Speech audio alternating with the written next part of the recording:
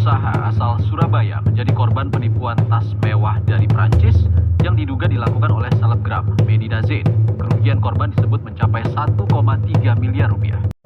Assalamualaikum warahmatullahi wabarakatuh. Perkenalkan, nama saya Andini Eka Razza dari Fakultas Hukum dan Ilmu Sosial, Program Studi Hukum Universitas Muhammadiyah Kota Bumi.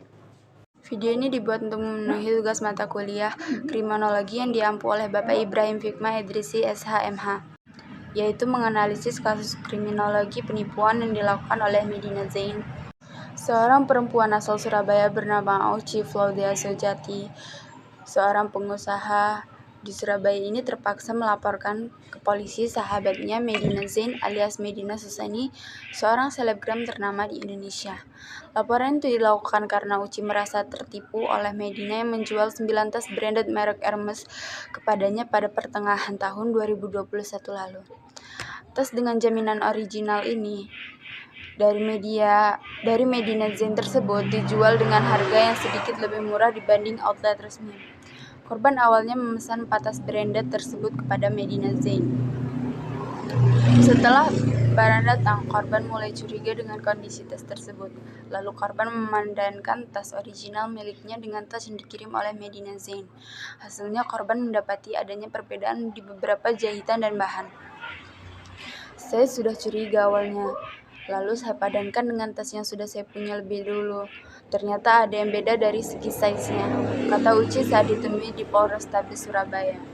Korban kemudian sempat menanyakan terkait tas yang dibelinya dari Medina Zain tersebut. Dia meyakinkan saya kalau original 100%, bahkan dia juga nawarin saya lagi 5 tas Hermes. Saya bilang saya mau kalau COD lanjutnya.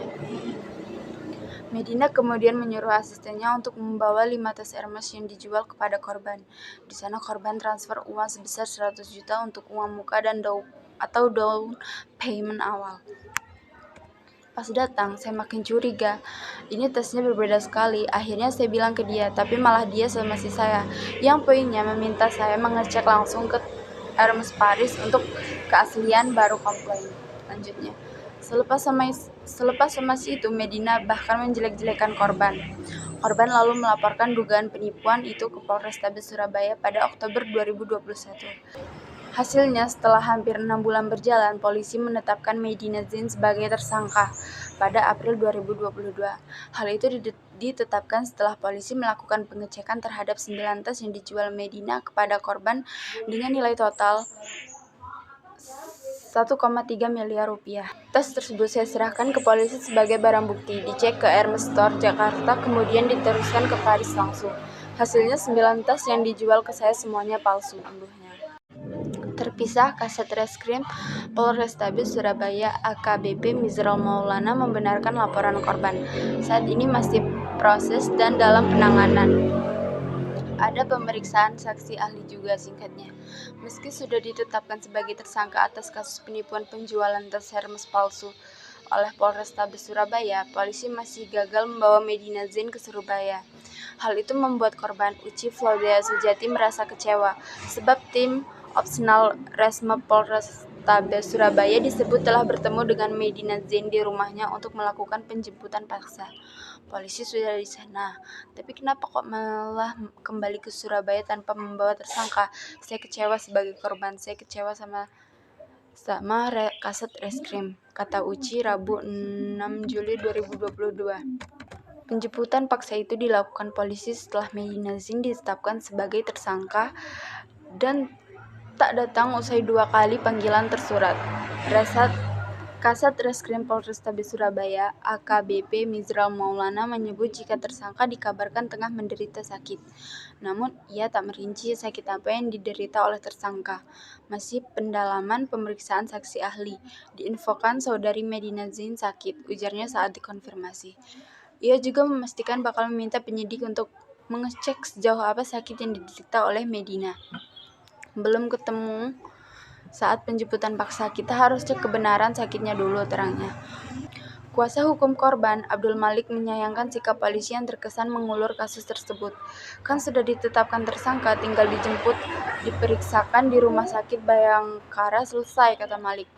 Ia bahkan khawatir jika dokter yang ditunjuk oleh Medina Zain nanti bisa memanipulasi rekam medis tersangka. Yang ditakutkan kan manipulasi rekam medisnya, yang paling aman adalah menggunakan rumah sakit yang ditunjuk oleh kepolisian, imbuhnya. Bukan tanpa alasan, Malik menyebut Medina sudah berulang kali melakukan upaya tindak pidana penipuan bahkan pengancaman. Korban banyak. Di Polda Metro Jaya klien kami juga ada laporan. Ada sekitar 16 korban di sana yang ditipu dan diancam. Masa menerima uang tidak sakit, giliran jadi tersangka tiba-tiba bipolar? Kan patut diduga ini tidak betul, tandasnya. Anak Agung Pranata menjatuhkan vonis 2 tahun terhadap selebgram Medina Zain karena dinilai terbukti bersalah melakukan penipuan tas Hermes dan membuat korbannya Uci Flaudea merugi.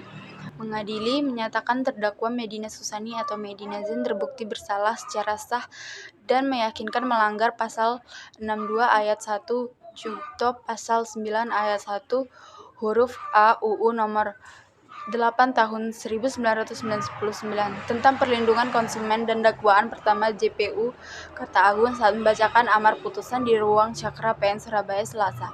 Sementara itu, putusan hakim ini lebih ringan dari tuntutan awal tanpa denda. Sebelumnya JPU Ngge Rumayanto menuntut Medina pidana selama 2 tahun 6 bulan penjara dan denda 1 miliar rupiah. Dalam kasus ini, saya ingin memberikan saran terhadap kita semua agar lebih tetap hati-hati dan waspada. Harga yang terlalu murah bisa menjadi indikasi bahwa barang tersebut adalah palsu. Perhatikan kemasan dan label produk dengan hati-hati, dengan teliti. Belilah produk dari toko resmi atau terpercaya dengan reputasi baik. Perhatikan kualitas produk secara keseluruhan. Produk asli biasanya dilengkapi dengan sertifikasi dan garansi resmi. Baik, hanya itu yang dapat saya sampaikan. Kurang lebihnya saya mohon maaf. Saya akhiri billahi fisabilil haq fasabil khairat. Wassalamualaikum warahmatullahi wabarakatuh.